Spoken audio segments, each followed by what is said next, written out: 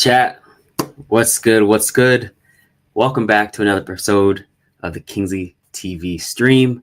My name is Aaron Kingsley Brown. I'm out here in Japan, getting ready for the World Championships in Tokyo.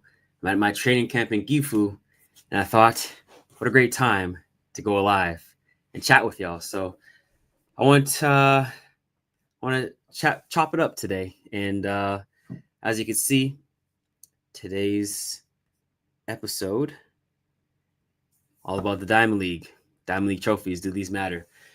And the reason why I want to get into this, we just had the Diamond League final. That was the last meet that we had, last big meet. And, the Diamond League's been a little spicy this season.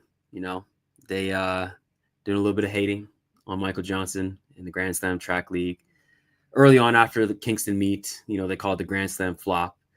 And so I was like, man, why can't we all get along? More high quality track and field meets to me seemed like a good thing, but obviously they felt pressure. They felt the competition and they didn't want it. So they want to be the only show in town. So I was like, all right, bet. Since you guys want to be hating so much, why don't we do a deep dive on the Diamond League itself? And this is no shade personally against the Diamond League, because I've been running Diamond Leagues my entire career. And if it wasn't for the Diamond Leagues, there would really be no premier meets outside of the World Championships and Olympics. But, I feel like we need to challenge the status quo, right? What do you guys think? You guys let me know in the comments. Have you been enjoying the Diamond Leagues? Do you feel like we've been progressing? Ultimately, every track fan says that they want to grow the sport. They say they want it to be bigger, appeal to a wider mass audience. And if you guys don't know, the Diamond League's goal was to appeal to a wider audience, but we'll get into that later. First, I want to know, go ahead and hit in the comments. Let me know what you think about the Diamond League. Do you think it's been a success? Are you entertained by it, or do you want to see it, evolve into something better? We got the first comment in the chat. Shout out to B. He said, first, gold medal for you. Welcome to the stream. As people funnel in, we'll keep going, but I'm going to jump right into it. I don't want to waste any time. But don't forget, smash that like button. Help me get these lives out. Let me know if you guys enjoy these lives. I'm going to try and get them out more frequently so I can engage with my audience. We're at 25K subscribers, so we got to come with a different type of energy. And I want to be able to chat with you guys more, and have these kind of talks. So like and subscribe, help me grow my numbers, help me grow the channel. Let me get to that 100K mark. But anyways, let's get right into it. So I want to start with a video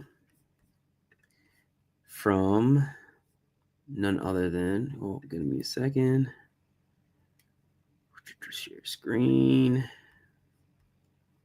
Open things. Hold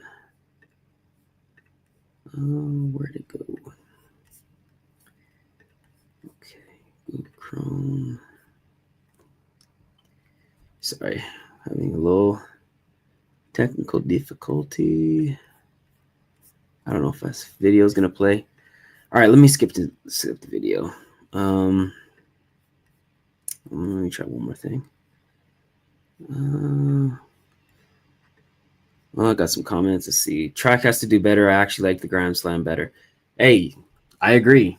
It came with a different energy, a different presentation. I feel like it just showed track and field in a more glamorized way, and I can understand why the Diamond League felt threatened. It did cut out field, and I do feel for the field people, but to me, I feel like the best model is to get that tight window and to separate track and field. I know a lot of people think that's blasphemy. It's track and field, not track or field. But outside of the World Championships and the Olympics, why does it have to always be all the events? It doesn't. And we should package it, showcase, put more spotlight on the field, just have field events in their own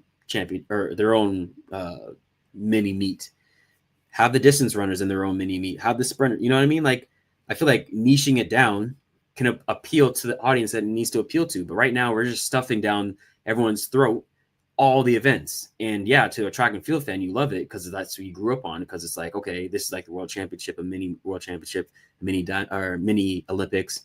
But not everybody wants that. Some people just want to tune in for the sprint. Some people just want to tune in for the field. Some people just want to tune in for the long distance events. Like, why does it all need to be thrown in together? You know what I mean? So, Roddy Dinkins, I agree. B, it's cool that there isn't something to aim for prior to world champs. Yeah, all eyes are on the world champs now. Everything that led up to it was cool. When you have the Diamond League final after the world championships, it's like anticlimactic. Like, a lot of the people who win gold don't even want to show up. They're like, I won the most important prize. Why am I going to go to that? And so when people win the Diamond League final, when it's after the world championships, sometimes it's like, what does it even matter? It's like, you're not the real champion. You didn't win the ultimate prize. So this way, and we have the buys going into the world championship, so add a little bit more intrigue, made the Diamond League final a little bit more enticing to go to if you didn't, place top 3 in your championships, mainly the Americans, but you know what I mean? So I think it's good this way. B said they should have midsummer a relay only competition. I like that. I like that idea. More relays in track and field. I agree. And if we segment, if it's just a sprint meet, I think we can fit in more relays, and I think everyone would be on board with that. They love them at the championships. If we could sprinkle them in into more Diamond Leagues, more Grand Slam and stuff like that, I think it's a good thing. Hi, champ. I hope you medalist in Tokyo, but I hope your next video show best training shoes for 2025. Go, champ. Shout out to you, Trent. I appreciate that. I hope I medal too. Working hard out here in Gifu in my training camp, and always gonna come with it. So, but yeah, you said you want to see best training shoes for 2025. I put out a video like that already, but I can update the list because there's definitely some shoes that I feel like can make the list. But all right, let's get back into it. So, does the Diamond League matter? So first off, we've got this graphic here with no allows. Let's take this down. So the interview that I want to show, let me try one more time if I could get it. Share screen. Window, entire screen. To share screen. Okay, so I have to reset Chrome, and I can't do that on live. So I can't show the video, but basically it was the interview of No Allows where he said that he has the most Diamond League trophies, and he has 6 now, which is more than any other track league or track athlete. And I think the highest, hold on, I have that actually. The highest in any event, Renaud Levellini, however you say it, the pole vaulter, he has 7. CT Christian Taylor, he has 6, and Perkovic has 6. So No Allows is second with these guys, Christian and Sandra, but he's behind Renaud. So he's the highest one in the track. But my whole thing was, doesn't matter. Do people care? I think it's dope. I think it's something that adds to his consistency, something that he should be proud of for sure, and something that you should hang your hat on. But the state of the Diamond League, I think it falls short. Like that, this should be a bigger deal. And if it was tennis and you were talking about how many slams you got, you don't have to explain. It's like, oh, we know who is that. That's how you measure who the GOAT is. You compare slams, and Olympic titles are like icing on the cake, but like you really care about those slams. In golf, you care about the Masters, but in our sport, Diamond League should matter more. And I just feel like what they set out to do, they weren't able to get it done, because when Noah says, hey, I got 6 titles now, you get comments like this. Groovy22 says, but who brags about Diamond League wins though? Isn't it him who said world champions matter most? SMT. And they got a point. Everybody knows at the end of the day, the world championship titles, the Olympic titles, are what matters most. And I did some homework. But first of all, I want to show this too. Femke Bol found this graphic insane. 30 Diamond League win streak. I mean, come on. That's just crazy. But it just goes to show, is Femke Bol the GOAT? Does she have the most wins in history? Probably for the event, but she's not the GOAT. and let's do a quick comparison. So I got some numbers here. Wins and trophies. All right, so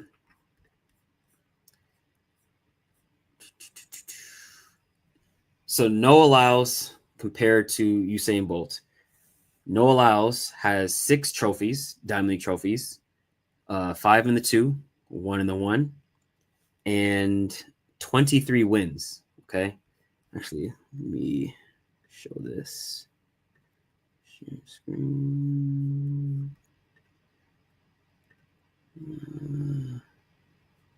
I can't share that either. Okay. Yeah. So he has 6 trophies and 23 wins. Now you compare him to Usain Bolt. Bolt only has 1 Diamond League trophy. Did you guys know that? 1. The greatest sprinter of all time only has 1 Diamond League trophy and 23 individual wins. So they have the same amount of wins, but he has 1 trophy. Noah Lyles has 6.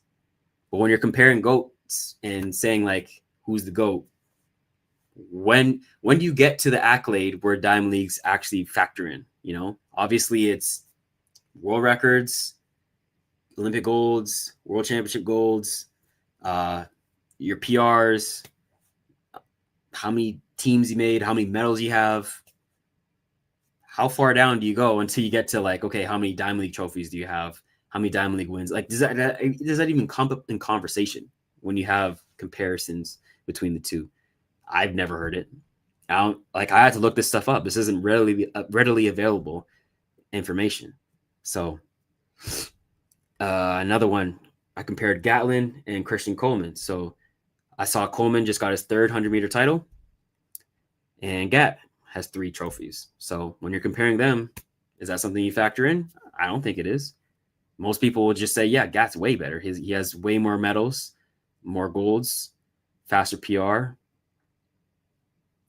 And then I looked at the wins, and this might give credence to it. Gat has 25 Diamond League wins, and Coleman has 10. So obviously Gat takes that cake. But this is the one that really gets you. Femke Bol, like I said, she had the 30-win streak. So she has 30-plus wins and 5 Diamond League trophies. She just got 5, her 5th. This is 5 in a row for her. And then you compare it to the actual GOAT in the event. Clearly, everyone would say McLaughlin-Levrone is the GOAT of the 400-meter hurdles. No doubt about it, right? 50.3. World records, multiple world records, double back-to-back Olympic champion, world champion, all that. Like, clearly the GOAT. She has 1 trophy as well, just like Bolt. 1 Diamond League trophy. And get this, at least Bolt has, 23 individual wins in the Diamond League. Guess how many Sydney has? 4. 4 wins. 4 wins for the GOAT. I mean, when you have stats like that, like it just shows like Femke clearly, if you want to say number 2 of all time, if you want to give her that, probably, there's a debate. Favorite to win the gold this year. If she wins another title, has a case to be recognized as number 2. She's got 30-plus wins in the Diamond League. Sydney only has 4. I mean, waters down the event, and the Diamond League has not achieved what it set out to achieve or wanted to achieve.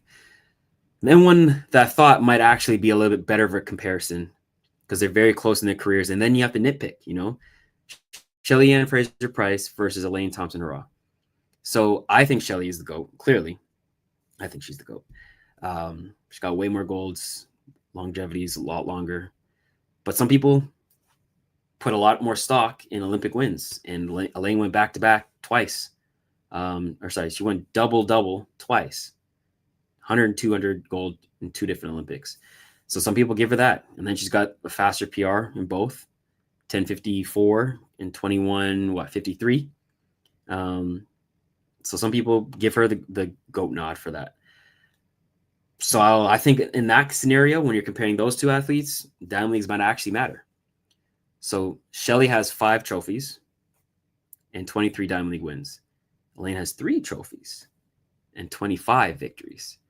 So you're nitpicking there. I think Shelly gets that advantage. She has more Diamond League wins or Diamond League trophies. Elena has a couple more victories, but I think the Diamond League trophies hold a bit more weight.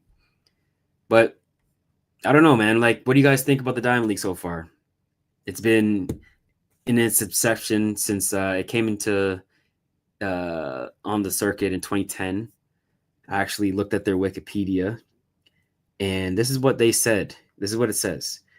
The Diamond League is an annual series of elite track and field athletic competitions comprising 15 invitational athletics meetings. This series sits in the top tier of the World Athletics one-day competitions. The inaugural season was in 2010.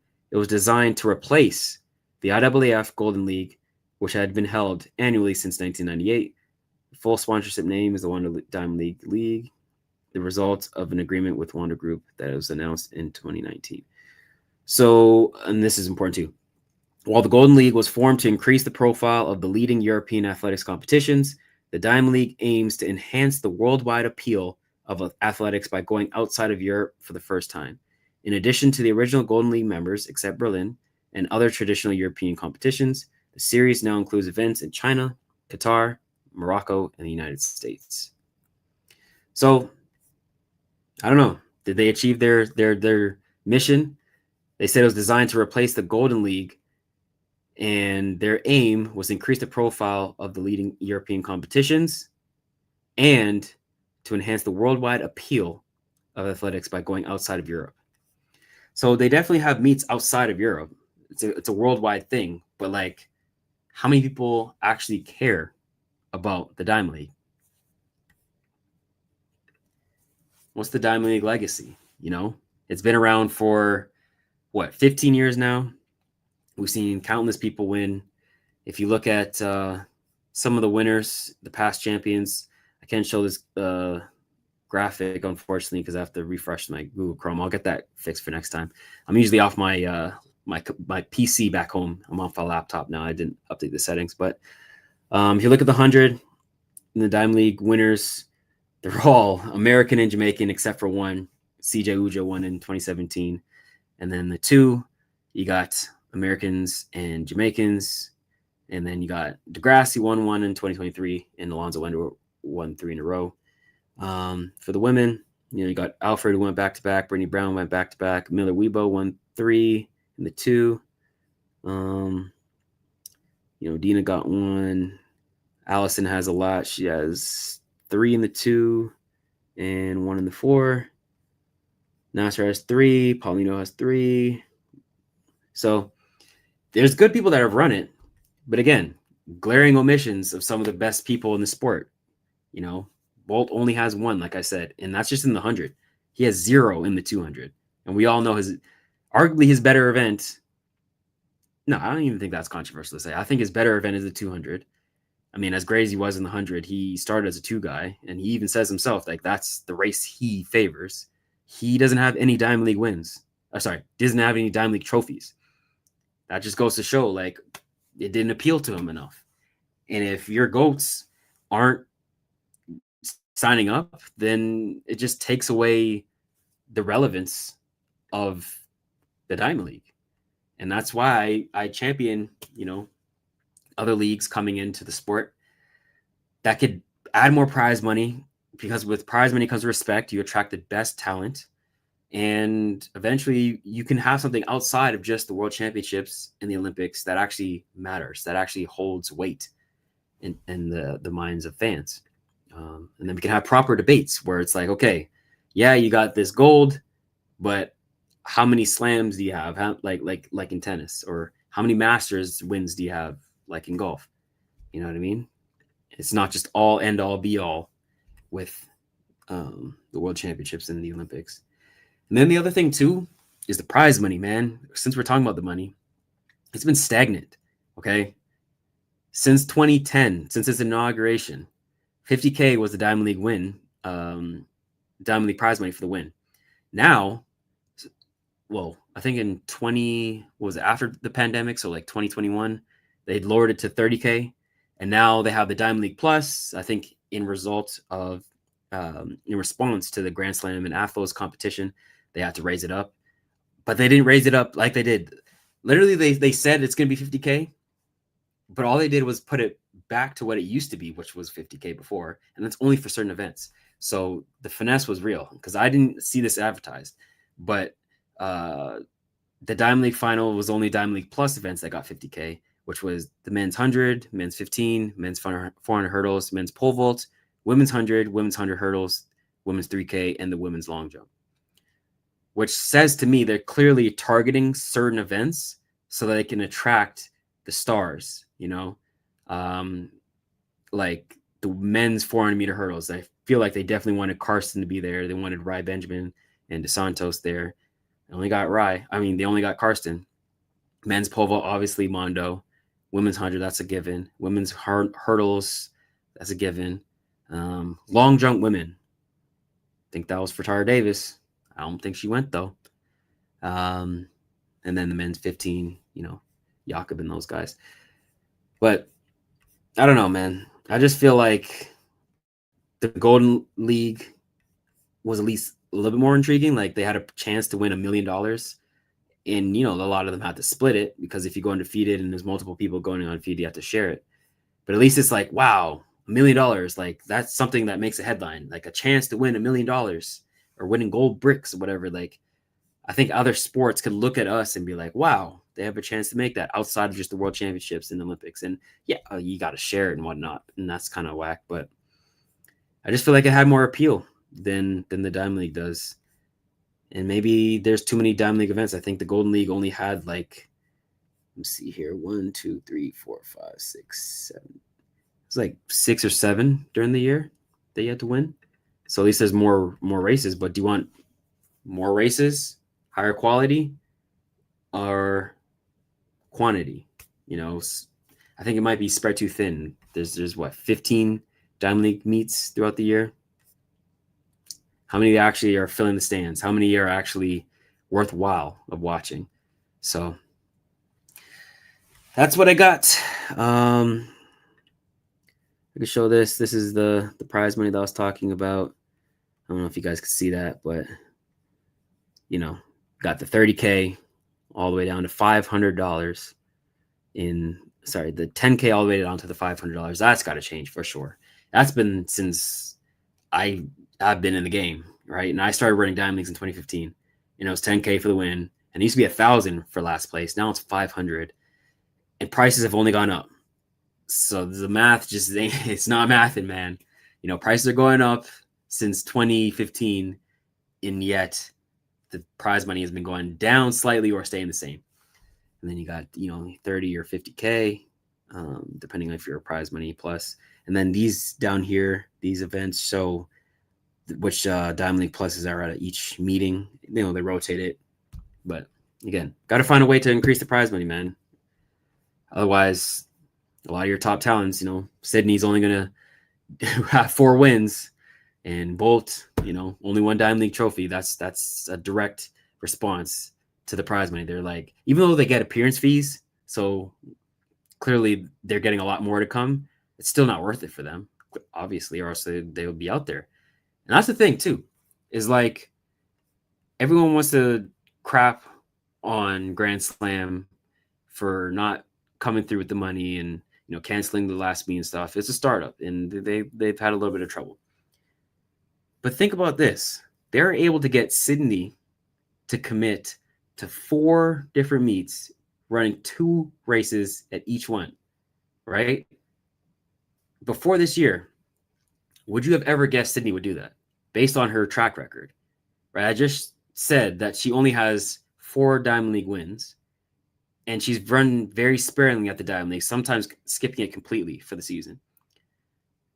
Yet you bring these meets locally in, North America and the Caribbean, and all of a sudden she's willing to run 8 races, and it's not even easy races like the 1 and 2. It's the 4 and 400-meter hurdles. She was down to do it. It just shows you bring the money, you bring the structure, you bring presentation, something new, something local, not having to go overseas all the time. These athletes want to run. The stars want to run. It's just the Diamond League, its legacy so far hasn't lived up to what it's been meant to be accomplishing.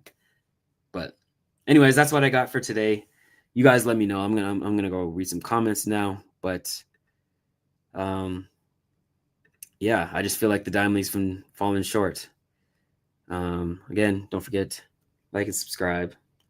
If you're enjoying this talk, let other people join the conversation in the future. I got a lot more topics that I want to talk about.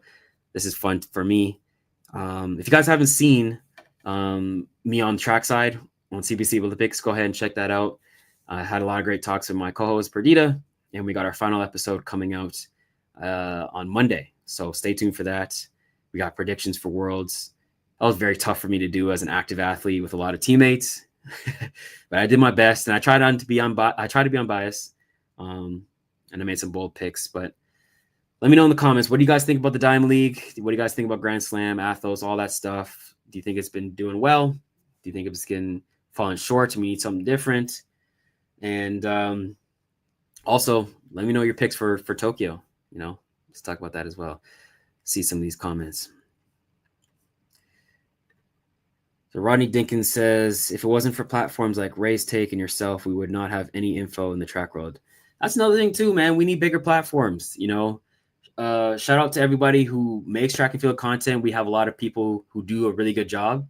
People like Coach Rob and Coach Anderson, Anson, of course.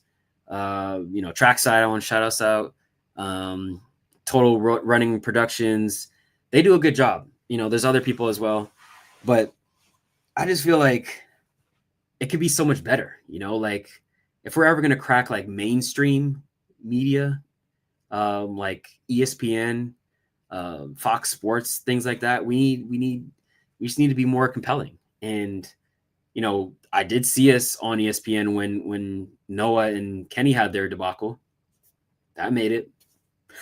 I see it anytime somebody fails a drug test, it's going to be covered. Or if Sha'Carri does something,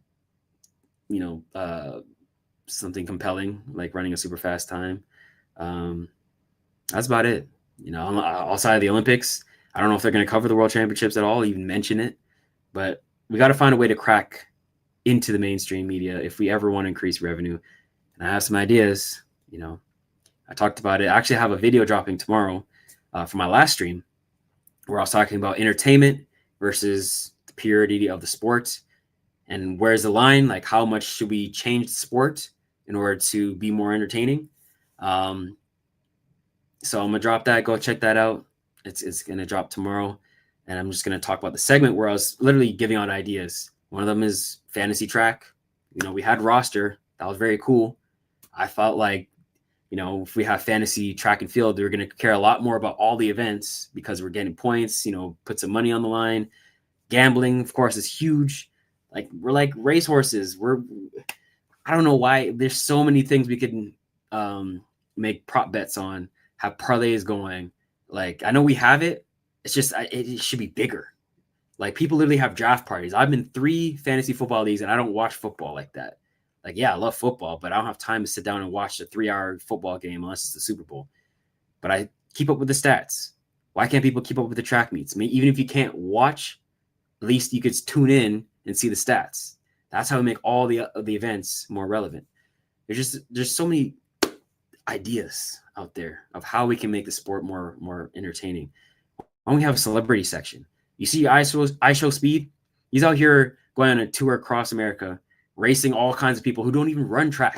He's racing athletes. He's racing randoms on the street. He's racing, basketball players. Like, I saw him race Jaylen Brown, and he's racing RG3. And like, what is this? Why isn't he racing track athletes? This could build up our profile. The only one he raced was Noah Lyles, and then the track and field world got in a tizzy. Oh no, he shouldn't be. The other Olympic champion. Why are you racing speed? But Noah Lyles understands the game. Get your name out there. Crack into that mainstream. He's trying to take his fame from winning the Olympic gold in the 100 and leverage that. And he's doing a good job. He's one of the only people out there doing that. And I got to give him props. If you want to get famous outside of track, this is what you got to do. Low-key, like, I want to set up some races with some streamers. You know what I mean? Like, use my platform, my YouTube channel, and that could help me grow. Maybe that's how I get to 100K subscribers. The other way is if you smash that like button and subscribe to the channel, send it to your friends, and tune into these lives and send your comments. But yeah, I don't know. I just feel like there's so many things we could do to grow the sport, and he's right. If you didn't have platforms with people talking about like this, who would be talking about our sport? Because it ain't the mainstream media. Thanks for your answer. You are the best 200 sprinter in relay. I appreciate that. I do my best. B says, I feel like the Diamond League mostly compares to a college conference championship and worlds in the big deal. Exactly. It's nice, but it should be a much bigger deal. It should be like, I had the idea before of having super Diamond Leagues, right? Like you have like 2 or 3 and they lead into a super Diamond League. And it's basically like the Diamond League final, but like 4 of them throughout the year at the biggest meets that we have. So it'd be like Doha, and then a China meet, and then Zurich. And then you could have like Lausanne, and then Rome, and then Brussels. And then those super Diamond Leagues, like you get like a trophy or something like big, like bigger prize money, whatever. Like maybe we need to cut down the numbers or like consolidate a little bit and then have super Diamond Leagues. That way, like you win a super Diamond League, it's almost like you're winning a slam. Something that matters, like, yes, the Diamond League finals is nice, but I just feel like it's missed the mark in terms of being relevant. Like everyone just cares about the World Championships. So if you win the Diamond League final, but you don't go to the World Championships, you don't do well at the World Championships, your season still is not looked at as a success. I mean, it should be. You still did something remarkable, winning a Diamond League trophy, but it just doesn't give. It's not given that that respect. It's like a notch on the belt. And we got to figure out a way to like make it matter a little bit more, so that people actually care how many Diamond League trophies, and that like adds into the GOAT debate, So yeah, I agree. It's like a conference championship. Or maybe I'm tripping. Maybe people are cool with the way it is right now, where the championship is the only thing that really matters and it trumps everything. Maybe people are cool with that. To me, I think we got to get away from just medals, championship. Like we have to have more things that matter throughout the year if track and field wants to be relevant. Champion, what do you think? Can you possibly win a medal in the individual event, or you go to Tokyo in that form? I mean, I'm gonna be honest. Like winning a medal, I'm only running the 2, so in the individual event, I'd have to get a medal in the 2. It's gonna be tough. You got the big 3 right now who medaled last year, who are all capable of running 19.6 or faster, which is Laos, Kenny, and Taboho. So upsetting them would require me to go faster than I've ever run in my life by a long shot, like at least 3/10, unless, like sometimes people get tighter in the finals, don't run the same race that they're capable of. So maybe it'll be like a 19.7, 19.8 that gets on the podium, which I feel like is in my capabilities. My PR is still 19.9, but I definitely still believe that my best times are ahead of me, and I'm working really hard. I feel good, so we'll see. I'll say that. I'm not going to count myself out, but I got to be a realist, and I recognize how difficult of a challenge it will be. But that's why we run the races. You never know what can happen, and I'm not going to stop believing in myself. Still have confidence, and get into the finals, mix it up, and then see what can happen. But even beyond those 3, there's still a lot of tough guys. Brian LaBelle ran 19.6. You got guys like Zarnell Hughes and Ogando and Courtney Lindsay and Robert Gregory. So it's gonna be a fun meet. I'll say that. It's a super fast track. I'm excited to go back to Tokyo. I ran 19 back in 2021 there.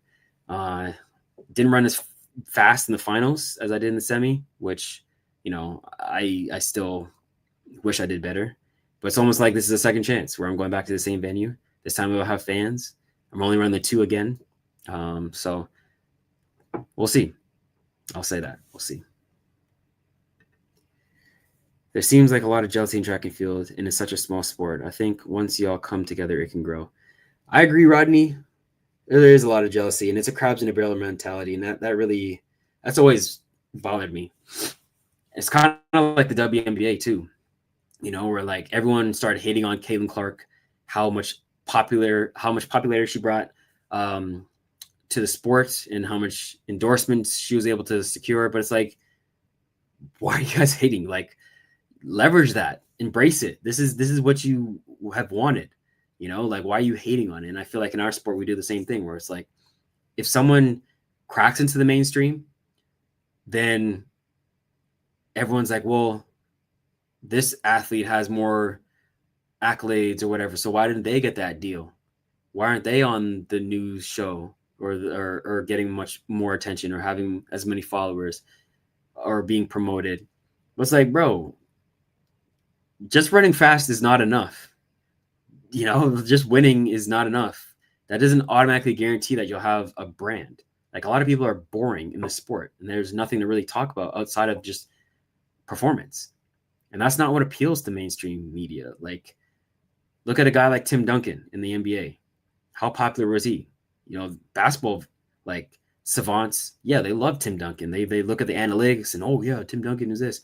But like, he had no brand outside of basketball. Like, yeah, he won a lot, made a lot of money, Hall of Fame career, top 10 player all time. But like, the mainstream doesn't care about Tim Duncan like that, So you got to do other things to be compelling, and that just means having a more compelling personality or something that fans can get behind, like showing more about who we are. And there's a lot of dope people in track and field too who don't show their personality when it matters. I don't know.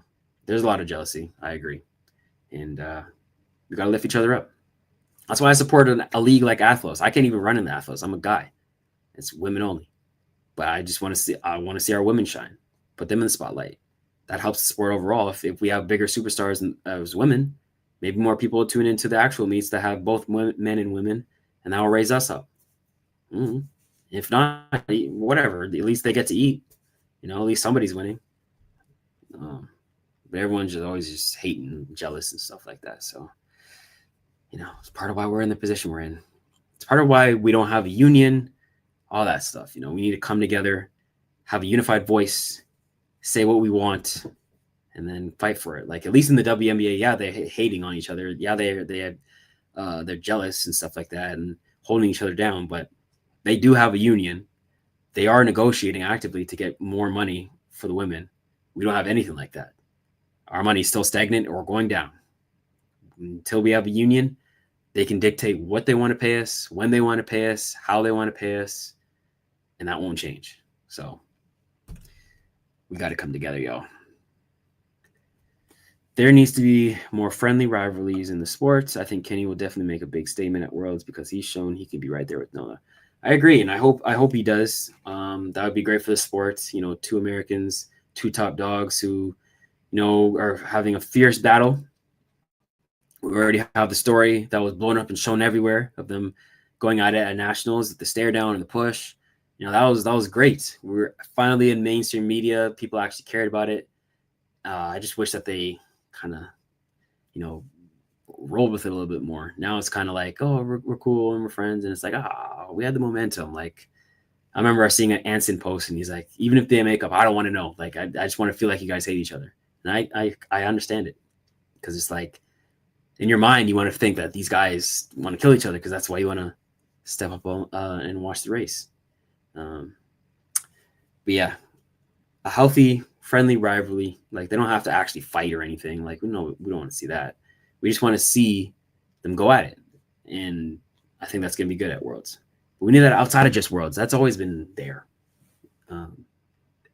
Anyways, it's also hard to find a track meet on TV unless you subscribe to the Flow Boys.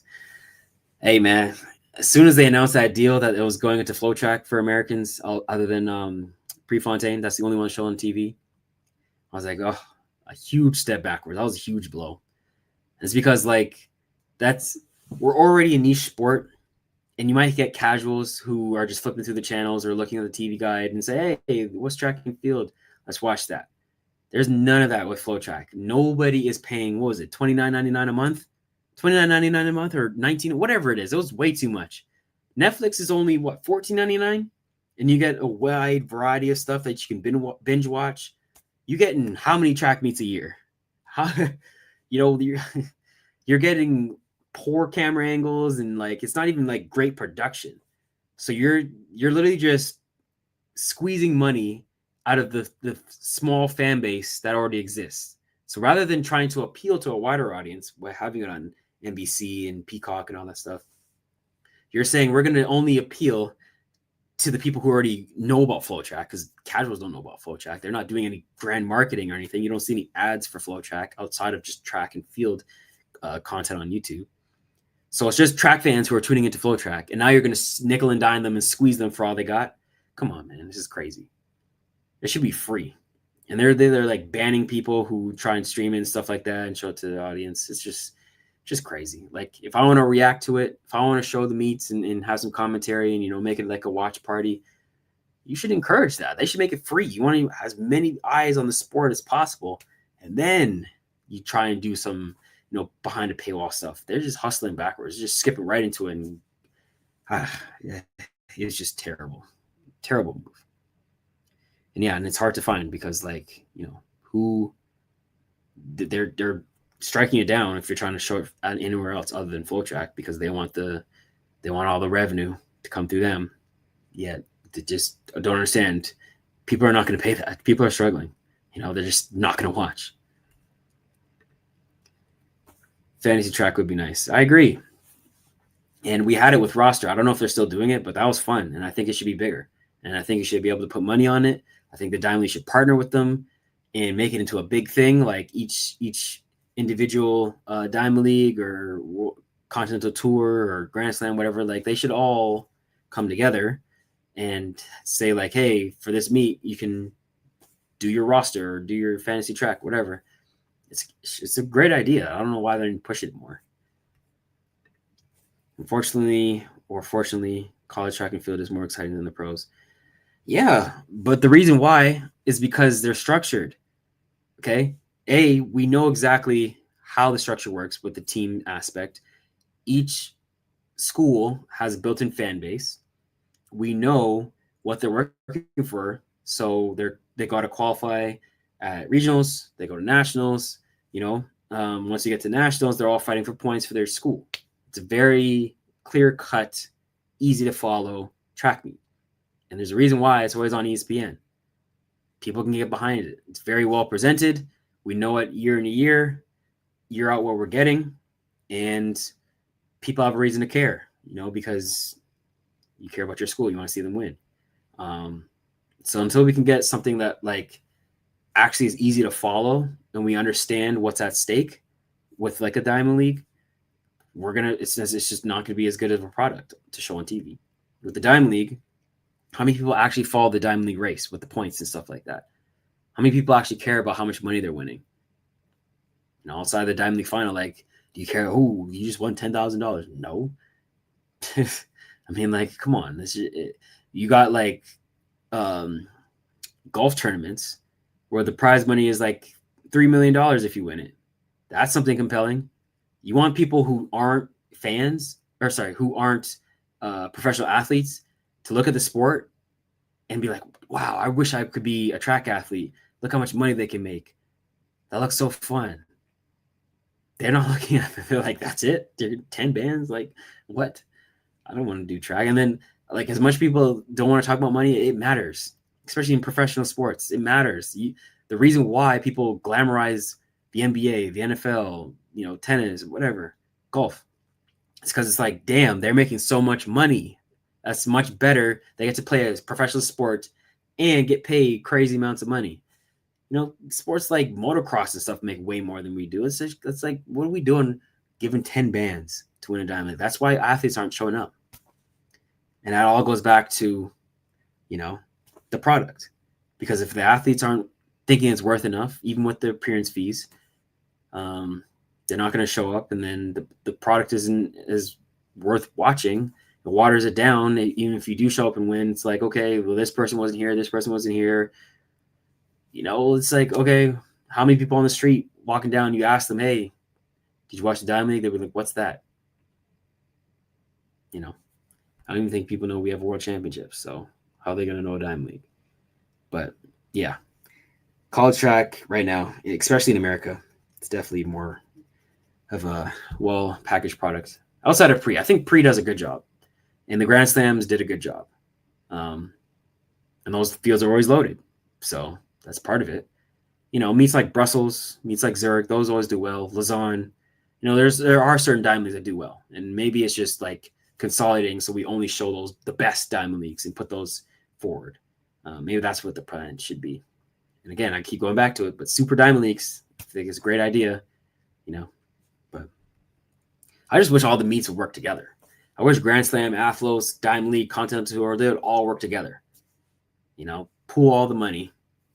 Obviously, Grand Slam's got to come with it and hold their fair share.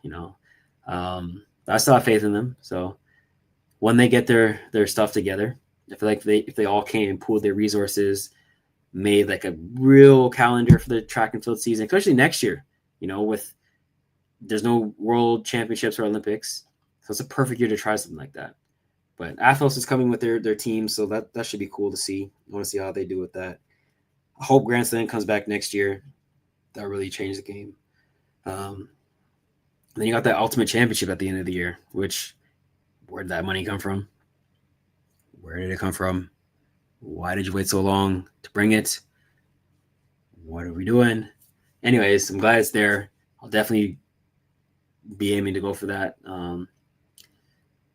at the end of the season. I think they invite the top 16. I'm ranked number 15 right now in the 200, and I have a chance to crack into the top 10 again if I do my thing at World Championships. So, yeah, I'm definitely going to be there. Compete for that high prize money. But it's like, I don't know. Why can't we all work together for the better of the sport? Anyways, any Nike track and field upcoming gear? I think you mean unboxing.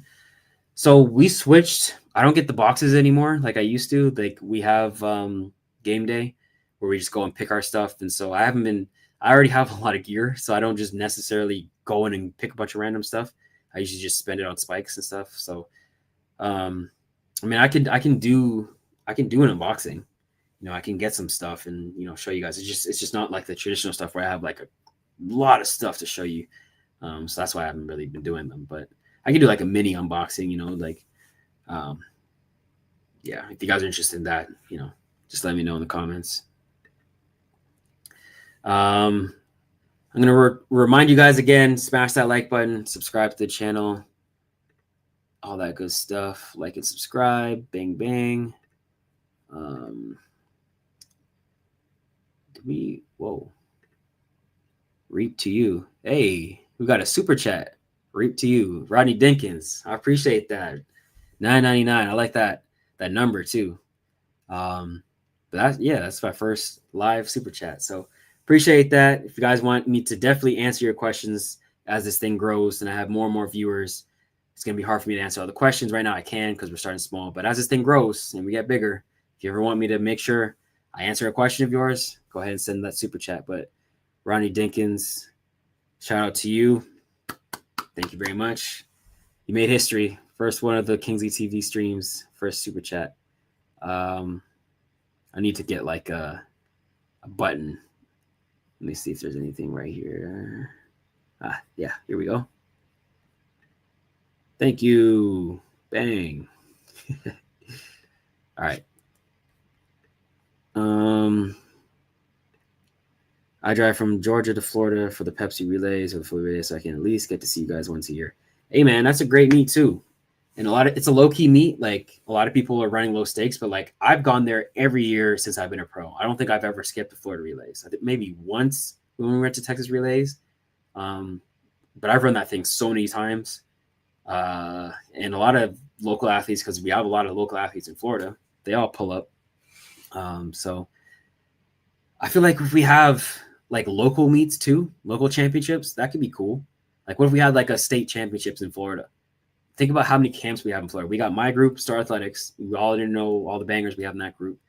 We got Reyna's group in Jacksonville. We got Gainesville with like, Andre and Grant Holloway, Arian Knighton, Joseph Ambolet, those guys, PJ Austin.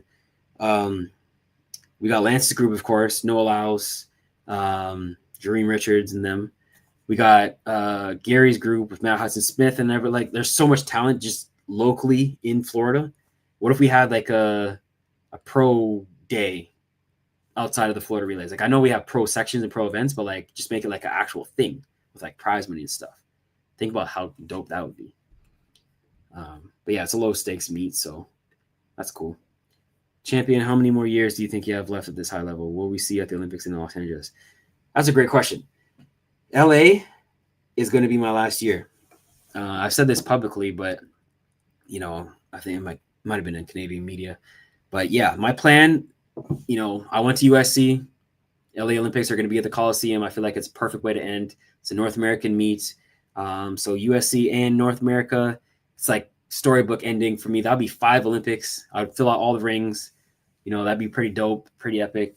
So my plan is to go to LA, and I'm talking about as soon as my last event goes, I'm never putting specs on again and moving on to my next life. But yeah, I definitely feel like I still have juice. My body feels good. I take care of myself. I get a lot of treatment. I spend a lot on my body. I eat well. I sleep well. And I have the motivation and the drive to still keep going. So I'm going to keep running. Got, this season and then 3 more. And I feel like that's good. Then I'll move on, be a family guy and, whatever I decide to do for my next career. But I still feel good. I'm taking it year by year right now. So yeah, LA Olympics, that'll be my last one. How often do you hill train? I don't hill train at all right now, to be honest. My coach, you did hills a couple years ago. We don't do that anymore. And sometimes in the off season, I might do like some short sprints just to, get my wind up, and especially right before the season starts. I might hop in and do some wind sprints and stuff like that up a small hill. But yeah, we don't do it a lot. It's a good workout though. If you have a nice hill, nice sprint hill. And I remember when I was in college, we used to do sprint hills religiously. Like we'd start at 3 and we go each week adding 3 until we got to 18. And that was like the final thing of the phase. So hill workouts are good, but not every coach does them, and my coach, we're not doing them right now. Rodney Dinkins, respect to you, bro. Real talk. I really appreciate that. I get on here to engage with you guys, and obviously, it's nice to have a lot of viewers and people tuning in, but I really just want to chat with you guys, and engage with my audience because I appreciate all my subscribers, and people who show up. So if you guys like these lives, keep coming in, keep showing support, keep liking, subscribing. Let me know that you guys like them, and I'll keep doing them. But I plan to keep doing more often, especially now because I'm in Japan. I have a lot of free time. I'm not with my family and stuff. So I'm going to bring different topics and stuff like that. Chat with you guys. Aaron, can you show us stuff from the pre-Worlds training camp interviews? I could definitely show you guys stuff from pre-Worlds training camp. What specifically you want to see though, just so I know what to film. Interviews. There's no real interviews out here. I mean, maybe 1 or 2, but like we're kind of just training until we go over to Tokyo. But I can like make videos about what I'm doing out here, how I spend my day, the day in the life kind of thing. Maybe film a couple runs in my training. If you guys weren't into that, just let me know in the comments. What do you guys want to see from me at this pre-Worlds training camp? Again, I have more free time, so I can get more content out. I just got to know what you guys want to see. Are you going to get revenge for Dwayne after Canadian championships? Absolutely. Absolutely. I was on trackside and I gave him his props. I gave him his flowers. And even after the race, I was like, oh, okay, congrats on your first title. And I was humble, humble in defeats. I never wanted to look bitter and hating or whatever, but don't think for a second that my competitive drive didn't just spike up. I wasn't checking for him. I said this before. I was not checking for him or anybody else in the race. I was solely concerned about Jerome this year because he's the one that ran sub 10. Once he fall started, it was hard for me to keep that same drive. Like, oh my God, I gotta get up for this. And I want that. I want nationals to be fiery. Like I always look at US nationals. And I'm like, damn, like, yeah, obviously it's hard to make the team, but at least they have like something that's exciting. And I like those moments. And I always try to bring that energy to Canadian nationals, and he brought it. I just didn't expect him to, like he was on my inside. And by the time I saw him, he was already looking at me and staring me down and stuff. But anyways, I won't make that mistake again next year. I'm going to be looking for him specifically. And I got something on my sleeves just for him. So don't think I'm going to take that and just, keep it pushing. I'm focused on Worlds.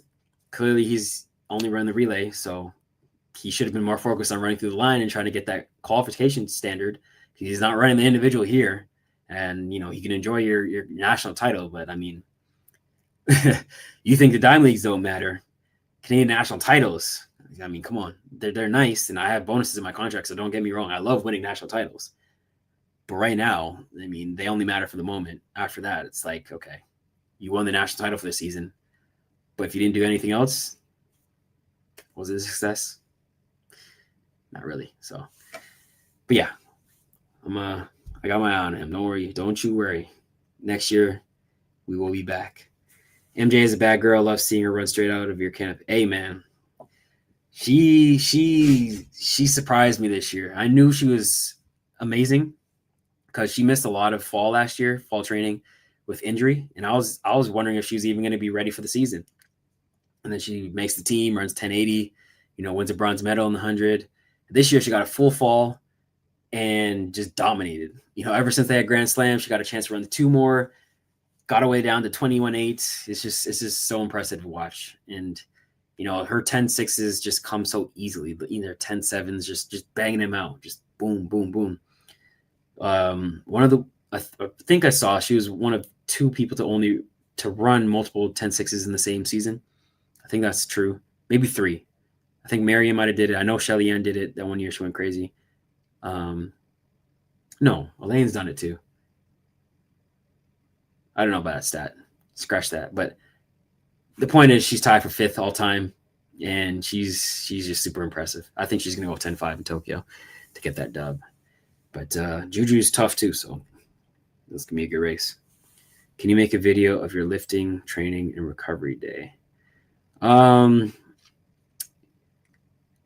mean, I can get snippets. My coach doesn't like us to do the full thing because he doesn't want us to give out the program, but I can get snippets. So, I actually have a vlog that I put out. So if you go on my channel and look at my vlog series in the playlist, I have a day in the life. No, it was a vlog video where we do 2 workouts and a bit of a gym workout at the end of the video. So you can see that video and get a sneak peek of that. But recovery day, I can definitely do that. That's something I can show you guys. I'll get creative with it. I'll make it work and fit within my coach's parameters. But the short answer is yes, I can do that. Right. That's the last comment. We're approaching an hour. If there's not any last minute comments, I want to say thank you guys for showing up to this live. I hope that it was entertaining. Let me know any future comments or future topics that you want me to cover.